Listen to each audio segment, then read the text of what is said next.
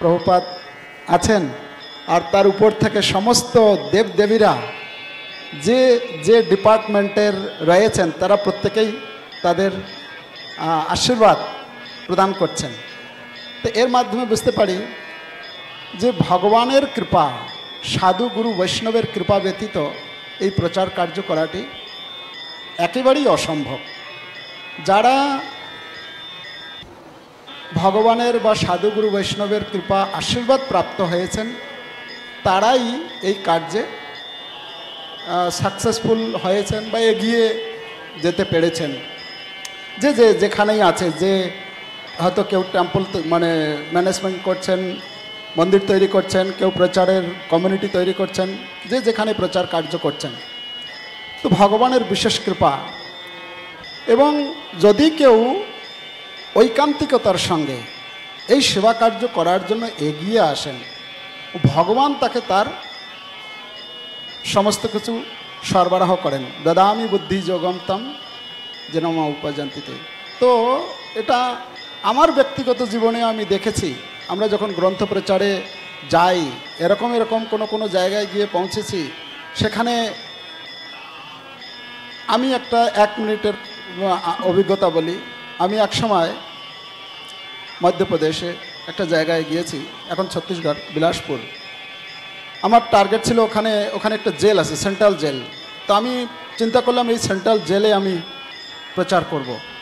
তো সেখানে 1700 মানে 1700 কয়েদি ছিল। তো আমি সেখানকার এসপি ছিল একজন, তার সঙ্গে আমি আলোচনা করলাম যে আমি প্রচার এখানে কয়েদিদের মধ্যে প্রচার করতে চাই। তো আমি সেই কথা অনুসারে বলছে ঠিক আছে, যা সাহায্য লাগে আমি করব। তো আমি গেলাম সেই জেলের মধ্যে। জেলে গিয়ে আমি জেল সুপারিনটেন্ডেন্ট জেলের ভেতরেই ওনার অফিস। তো জেলের ভেতরে ঢুকলাম, ঢুকে গিয়ে জেলের সঙ্গে কথা বলছি, জেল সুপারিনটেন্ডেন্টের সঙ্গে কথা বলছি যে আমি এখানে প্রোগ্রাম করতে চাই আপনার জেলের ভেতরে। তো সেই লোকটি যদিও ব্রাহ্মণ ছিল, মিশ্র টাইটেল ছিল, এবং দেখতেও বিশাল লম্বা, একদম মানে দেখে মনে হচ্ছে যেন, আর রেগে গেলে তাকে মানে সেই অবস্থায় রেগে গিয়েছিল, সেই মানে চোখ লাল লাল হয়ে গেছে একদম, আমাকে এমনভাবে মানে অ্যাটাক করার মতো। তো আমি চিন্তা করলাম এ তো উল্টো হয়ে গেল। তো এখন বেশি কিছু বলতেও পারছি না, জেলের ভেতরে আছি। তো কোনোভাবে আমি সেখান থেকে ওকে বললাম যে ঠিক আছে। উনি বললেন যে আমি কখনো আপনাকে এখানে প্রোগ্রাম করতে দেব না। আমারও মনে মনে একটা মানে খুব জিদ এসে গেল যে আপনি তো কতদিন থাকবেন এখানে, বড় জোর 3 বছরের উপর তো আপনি থাকতে পারবেন না, কেন ট্রান্সফার হতেই হবে, আমি এই জেলে প্রোগ্রাম করবই। তো তারপরে সেখান থেকে আমি কোনোভাবে বেরিয়ে আসলাম।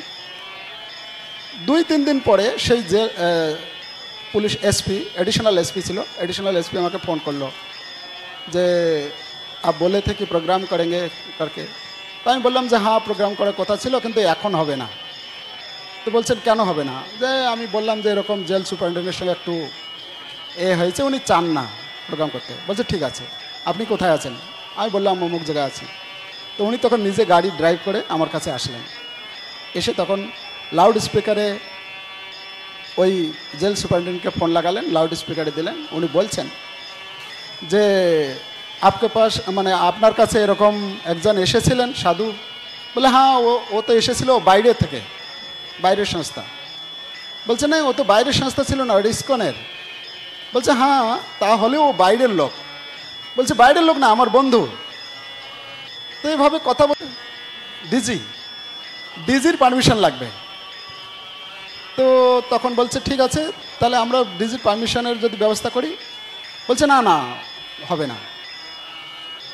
তারপরে উনি বললেন ঠিক আছে, তো আপনি আসুন একবার কথা বলবো, মানে ওনাকে বলছেন, আমি আর করছি না। তো তখন পরের দিন উনি গাড়ি নিয়ে আসলেন, দুইজনে আমরা গেলাম জেলের ভেতরে।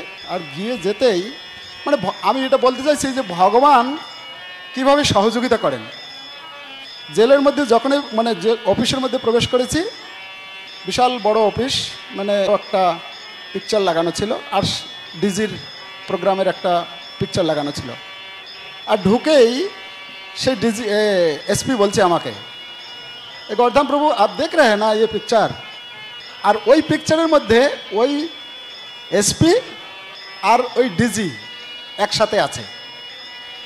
তখন যখন এই জেল সুপারিনটেন্ডেন্ট দেখছে যে এই ব্যক্তি তো সেই ব্যক্তি, মানে জেল সুপারিনটেন্ডেন্ট কী বলে एसपी আর ওই ডিজির কাছে দাঁড়িয়ে আছে, তখন ও একটু হয়ে গেল, থমকে গিয়ে বলছে, ও আপনিও সেই প্রোগ্রামে ছিলেন নাকি? বলে হ্যাঁ আমি ছিলাম না, ওখানে তো একসাথে প্রোগ্রাম হলো। ঠিক আছে বৈঠি। তখন বসলাম, বসে তখন একটু কথাবার্তা হলো, কথাবার্তা মানে জাস্ট 2-3 মিনিটের মধ্যে ওর পরিবর্তন হয়ে গেল। তখন বলছে ঠিক আছে আপনি প্রোগ্রাম করবেন তো কি করতে হবে? বলে ডিজির পারমিশন। বলছে ও আমি করে নেব। রাজি হয়ে গেল। তারপরে সাথে সাথে আমাকে ওই एसपी বলল যে ঠিক আছে আপনার কি প্রশ্ন আছে আপনি করুন।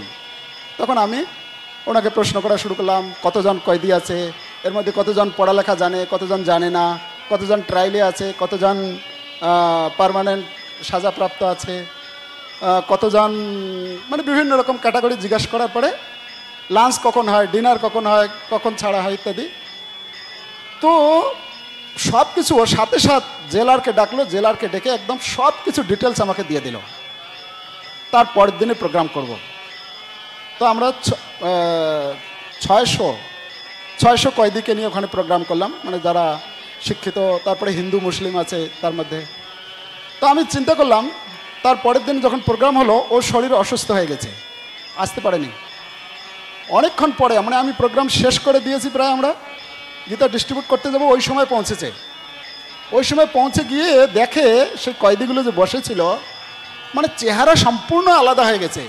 মানে এত আমরা কীর্তন করেছি, সবাই এমন কীর্তন করেছে, মানে তাদের যে এত বছর ধরে যে দেখে এসেছে তাদের চেহারা, আর এখন দেখছে একদম সম্পূর্ণ আলাদা। তখন জিজ্ঞেস করছে কি হলো? তখন আমি বললাম, ওই কয়েদিদেরকে বললাম আপনারা বলুন মানে আমাদের যে জেল সুপারিনটেন্ডেন্ট সাহেব এসছেন কি হয়েছে। তো তখন তারা বলছে তাদের উপলব্ধি। তারপরে আরও মানে সুন্দরভাবে আমরা গ্রন্থ বিতরণ করলাম, ওখানে 600 ভগবদ্গীতা ডিস্ট্রিবিউট করলাম। তো আমার বক্তব্য হচ্ছে ভগবান কিভাবে একদম বিপরীত পরিস্থিতি ছিল, মানে অল্প সময়ের মধ্যে কিভাবে একদম পুরো পরিবর্তন হয়ে গেল। তো এটি হচ্ছে একটা, মানে যদি কেউ ঐকান্তিক, এটা আমার কথা বলছি না, মানে প্রভুপাদ করেছেন এবং প্রভুপাদের যারা অনুগামী আছেন, যারা এটা ঘরে বসে থাকলে সম্ভব হবে না, যারা যারা প্রচারে বেরিয়েছেন, ভগবানের উপর ভরসা করে, সাধুগুরু বৈষ্ণবের উপর ভরসা করে, তাদেরকে ভগবান সেইভাবে বুদ্ধি প্রদান করেছেন, শক্তি প্রদান করেছেন এবং সেইভাবে তারা সাকসেস হয়েছেন। ধন্যবাদ।